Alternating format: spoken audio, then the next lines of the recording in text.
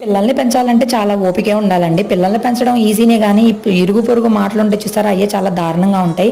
మీ అబ్బాయి అలా చేస్తున్నాడు, లేదంటే మీ అబ్బాయి అల్లరి చేస్తాడు, మీ అబ్బాయి ఏడుస్తాడు, మీ అబ్బాయి నల్లగున్నాడు, మీ అబ్బాయి పొట్టిగున్నాడు, మీ అబ్బాయి సన్నగున్నాడు. ఇయన్నీ అంటా ఉంటారు. నువ్వే అన్నం తింటున్నావా? మీ అబ్బాయికి అన్నం పెట్టట్లేదా? అదా, ఇదా చాలా అంటా ఉంటారండి. ఆళ్ళకేముందండి ఊరికే నోరుంటది గదా! ఏదో ఒకటి అనాలి గదా! అన్నట్టు అనేస్తారు. కానీ మీరనే ఒక మాట వల్ల ఎదుటి మనిషి అంటే ఆ తల్లి ఎంత బాధపడిద్దో మీకు తెలుసా? ఎప్పుడైనా ఆలోచించారా? ఊరికే అనేస్తే ఏముందండి ఈజీనేనండి అనడము. కానీ ఆ పడే వాళ్ళకే తెలుస్తది ఆ బాధంటే ఏంటో.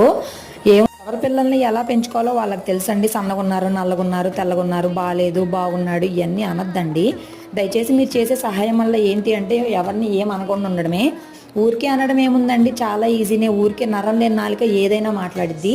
కానీ ఒకళ్ళని బాధ పెట్టడం ఈజీనేనండి. కానీ ఒకళ్ళని సంతోష పెట్టడమే కష్టం. ముందు అది నేర్చుకోండి. ఎదుటి వాళ్ళని బాధ పెట్టకుండా ఉండడం నేర్చుకోండి. అప్పుడు బావుంటది.